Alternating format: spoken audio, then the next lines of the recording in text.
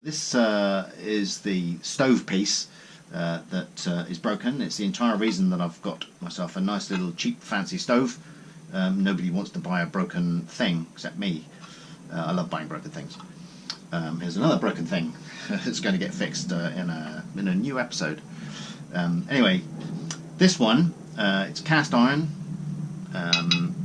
It's very fragile, and it's a stove part, so it's not a precision piece, thankfully. So I'm going to weld it.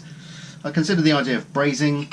Brazing is a much easier process, especially for cast iron. There's a lot less that can go wrong, he says confidently, but it's a bit messy and it's not going to be as strong, especially with a thin piece like this, especially since it's already decided it wants to break. So I've got myself some specialist welding rods, nickel rods, Supercast Ultima, and it's a stick rod, it's a stick welding.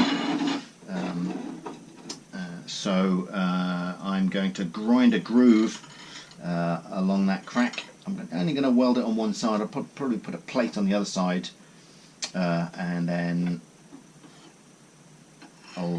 first thing would be a couple of tacks, probably where it's nice and chunky, just to hold it in place, and then little sections at a time, and then tap tap tap with a hammer as it cools. The weld always wants to shrink, and if it shrinks away, it can pull itself apart and crack. So I'm told, and I haven't tried this yet, I'm told, I've seen a lot of this on YouTube, that if you tap it as it cools with your little peening hammer, it relieves any of that stress, and it shouldn't crack, and it should be a success. First thing I'm going to do though is I'm going to set up for stick welding. So I'll introduce you to the welder, and then we'll just set up with some simple steel stick welding. Much easier to do. Very difficult to do well, but very easy to do. You just jam it on there and it burns a hole in everything. So I'll practice with that first of all, and then we'll have a crack at this, no pun intended. It's my little welding setup, a Kempe ACDC 250. So now I just need to figure out how to set it up for stick. It's set on TIG currently, so that is obviously a picture of a stick. This is all in Swedish or Finnish or whatever they are. It might as well be ancient Greek. So I've got stick. Now then, if I go DC, do I want to go DC positive or DC negative? I need to Google that. Yeah, so as I was saying, obviously with stick welding, you definitely want it electrode positive. I'll do that just in case. I do have a foot pedal down here. I don't think that's going to... It might do this because it's plugged in. It might... What's that going to do then? Foot pedal. That's why it controls the amperage, of course. Anyway, we're going to go straight in with, on the box of rods it says 50 to 70 amps, so I'm going to go to 60 and suck it and see.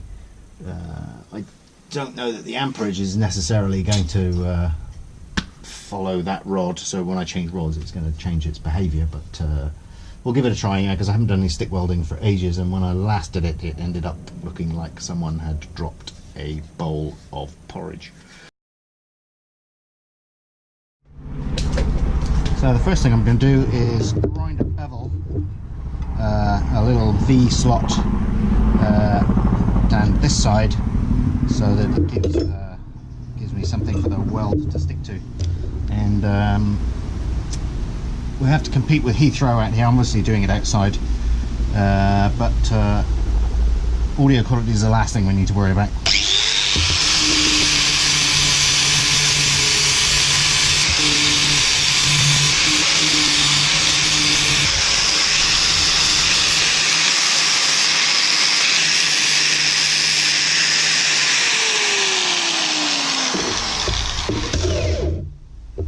What I'm hoping to do is leave a little bit of the break I'm not sure that it touches, to be honest. I think it's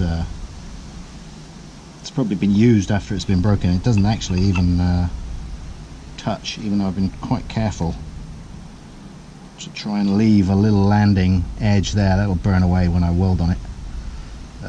So you see I haven't touched that, but it still doesn't reach anyway, as you can see. So we'll crack on anyway, regardless.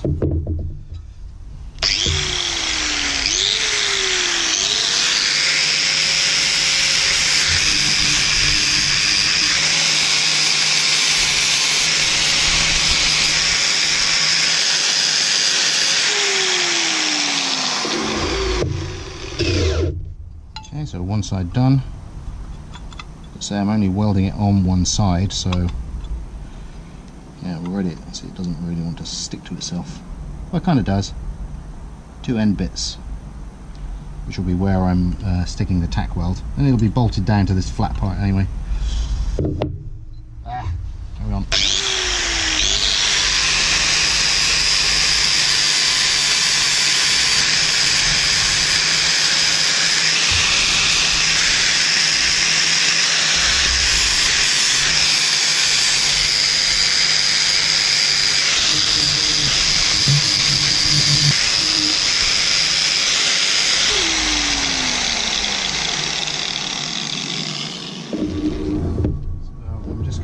Here we go.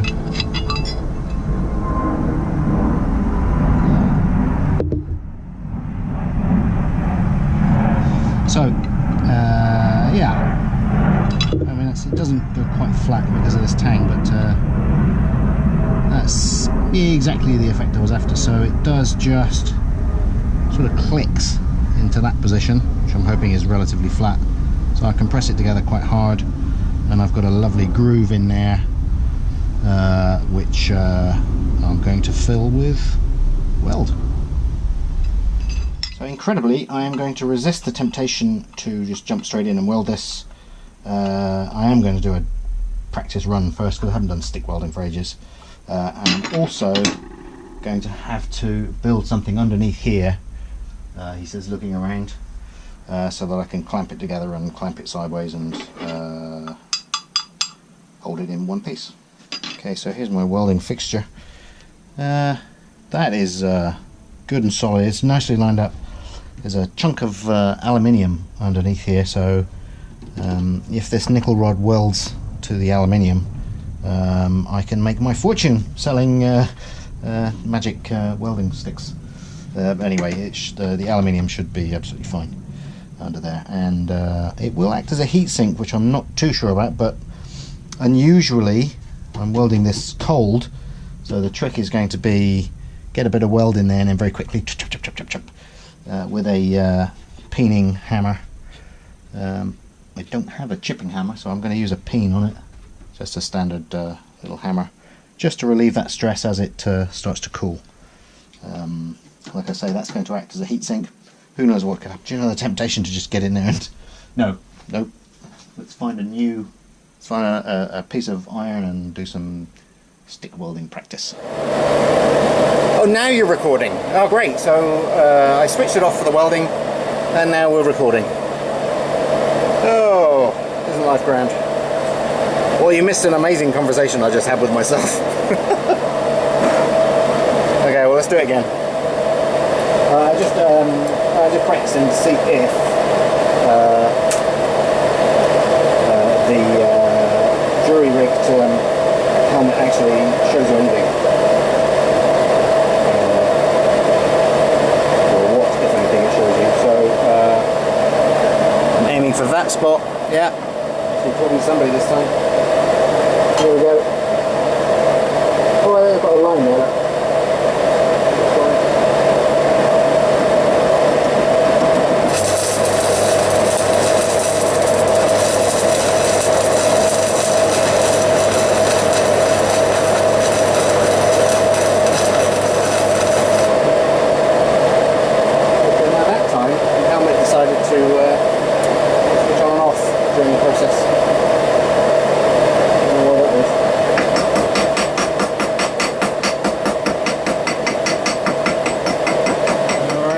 In for a penny, in for a pound.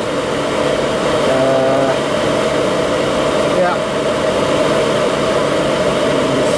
Let's go for it. Couple of taps.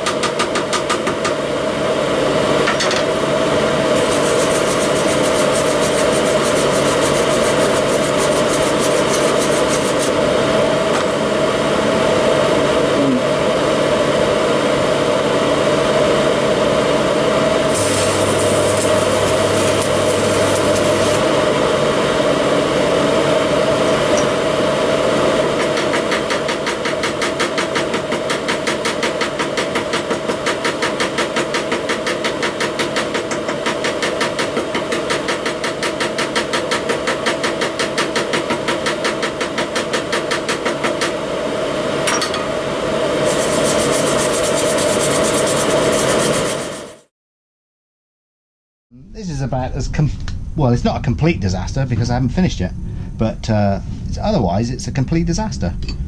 As soon as that weld went on, it just went chink straight away, and it's shattered all the way down here. It's cracked through the weld. I mean, it's, you know, the first two tacks actually fixed this. I fixed it,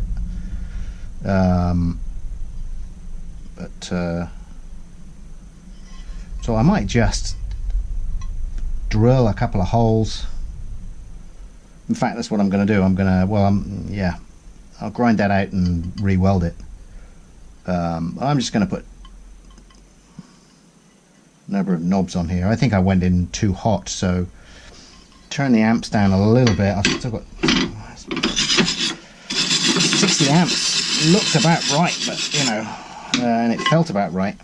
Not with this. This stuff really is very liquid. It goes in very quick. The rod just disappears. I think I was holding it down too hard. I think I got too much heat into it, and I think it cooled way too quickly because it's on a heatsink, but not much I can do about it. It's got to sit on something. I could hold it up, I suppose, but then I can't hit it with a pin because of this. If I put it flat on here, it might weld itself to the steel as it goes through the crack. So a little bit of preparation on here, and try again. Awesome. So now that I've finished it, as you can see, it is a complete disaster. Obviously what's happened is this is just, the weld is great. It's radiating heat. It is quite warm now, but you can't weld this stuff cold. So if anyone on the internet tells you, oh yeah, just use nickel rods and do it cold and peen it with a hammer, that's great, but it's just gonna, after you stop peening it, or you know, everything looks like it's going to be fine, as it cools down it's just going to shatter. If it's this thin, I think just get the whole thing up to a nice high temperature, get some braze in there, let it cool down slowly. Everything's fabulous. But attack it with, even I turned it down to 50 amps, which is about the limit for me to stick weld. It's still putting a huge amount of heat into what is a very thin plate. And now I'm beginning to regret my little joke about it being irreplaceable and therefore priceless, because I can't even cast off of that now. What I'll try and do is knock back the weld, just get some braze in there. Hopefully it won't fall apart, but it does look like as it's pulled, I'll probably be able to pull this apart. It's probably held by about that spot and that spot, and the rest of it is probably just going to pull apart. Yeah, so I wonder if I can take a mould and do a casting of it. I mean, you could just make, isn't it? It's a simple enough thing, but it's just a shame. Looked like it was, I mean, one of those welds looked like they were doing so well, and then 5 minutes later, internal stresses, it just cracks. Well, it doesn't crack, it eggshells and explodes into shrapnel. Bollocks.